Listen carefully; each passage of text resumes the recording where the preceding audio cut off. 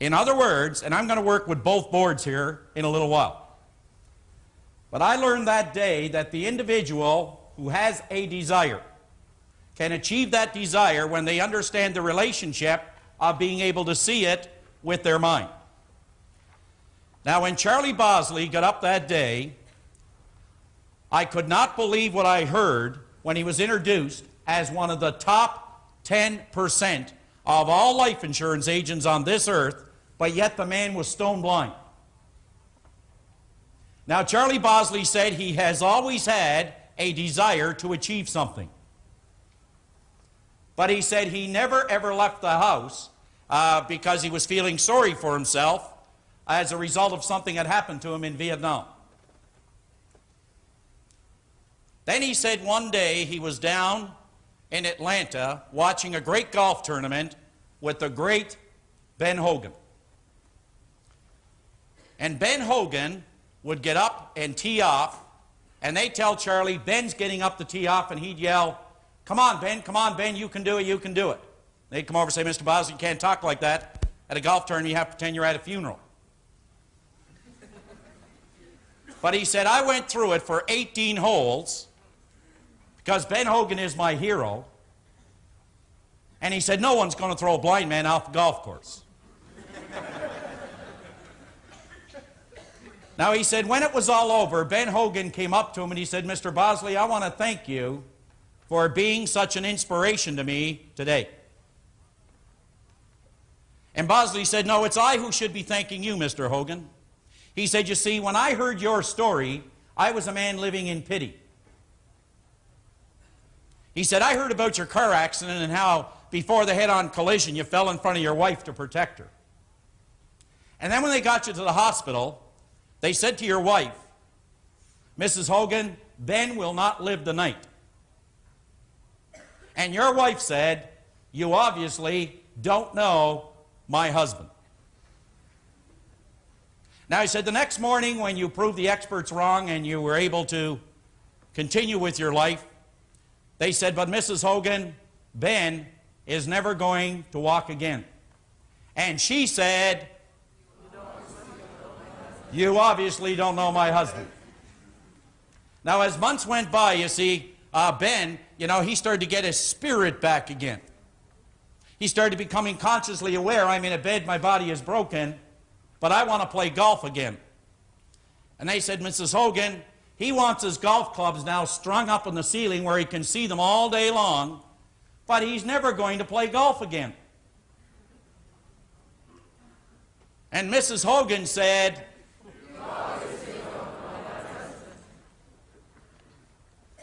now he said, Mr. Hogan, you have won more golf tournaments and championships since your accident than before. And he said, that's the reason that I started to experience a different relationship with all the things that I have ever desired. And Hogan said, is there anything I can do for you, Mr. Bosley? He said, as a matter of fact, there is. He said, I'm pretty good golfer. Do you know that he can beat many people on a golf course any day of the week, even though he's blind? He said, what can I do for you, Mr. Bosley? He said, I want to play one round of golf with the great Ben Hogan. Anytime you want. He said, there's one condition, Mr. Hogan. I want to play for $1,000 a hole.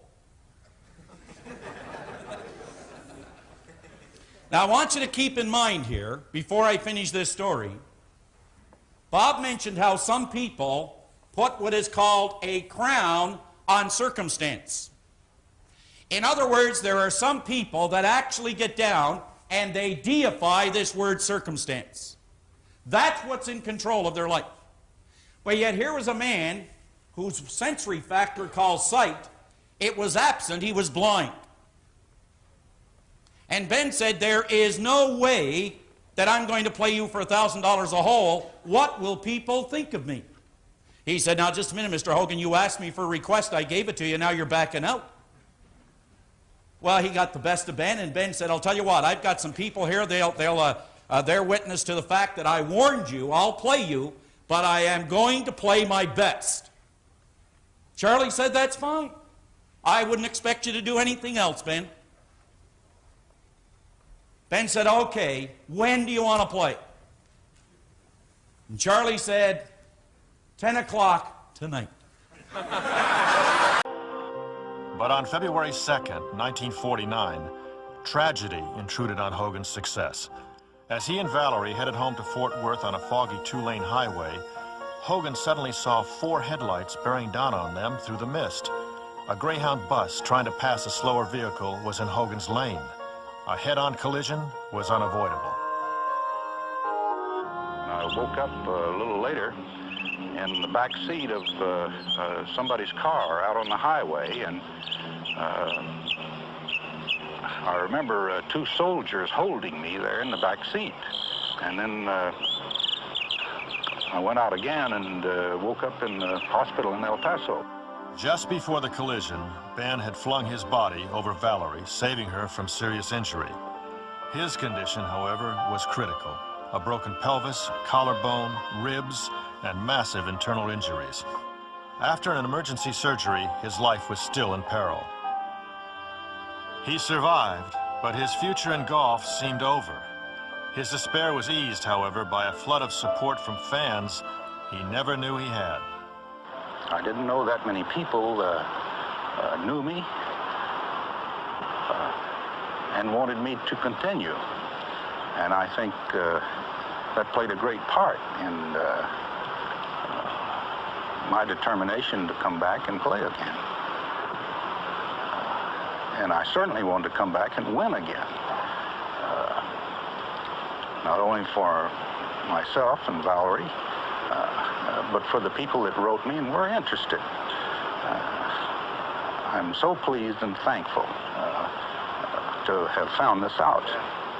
Golf was my life, and I didn't want to give it up. So I went to work. With Valerie's help, Hogan began the slow and agonizing process of rebuilding his game. 10 months after the accident, he was able to play a full 18 holes at the Colonial Country Club in Fort Worth. He rode in a golf cart. His legs, damaged beyond complete repair, would never be the same. Beneath his baggy pants, they were bandaged from his hips to his knees.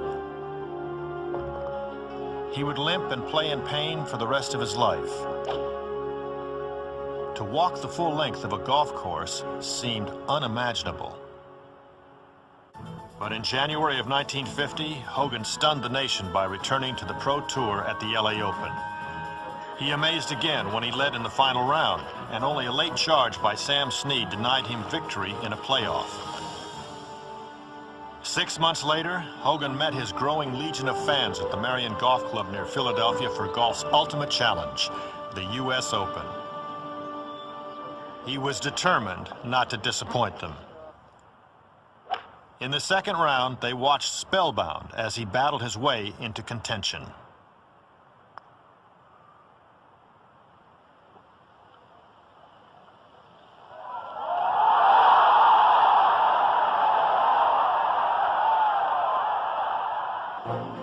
On Open Saturday, everyone, including Hogan, questioned whether his battered legs could stand up under the punishment of the 36-hole double round.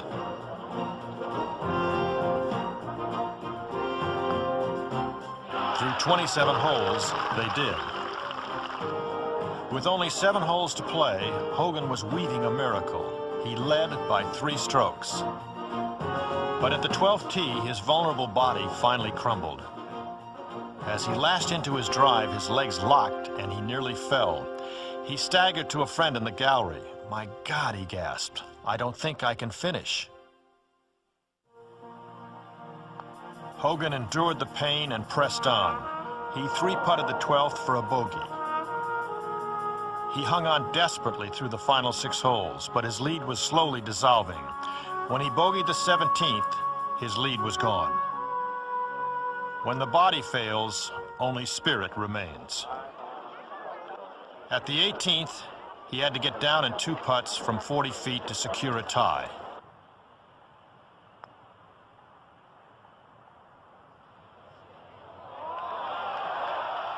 Now he had one more putt to earn his way into a playoff. With one of golf's most gallant finishes, Hogan had tied George Fazio and Lloyd Mangrum. The following day, an electric press and public gathered to see if Hogan could pull off the impossible. On the first 9, Fazio shot a 1-over par 37. Mangrum, a former Open champion, a 36. Hogan matched Mangrum for the lead. Once more, Hogan's fans rallied around him. Whatever the outcome, he would remain their hero.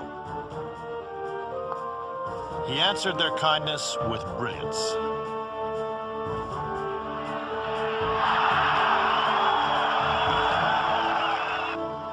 At the 18th green, Hogan was one putt away from the impossible. He won the playoff by 4 strokes. The 1950 U.S. Open was a victory of Hogan's fierce, unyielding will. In those 4 grueling days, Ben Hogan proved he was still the best.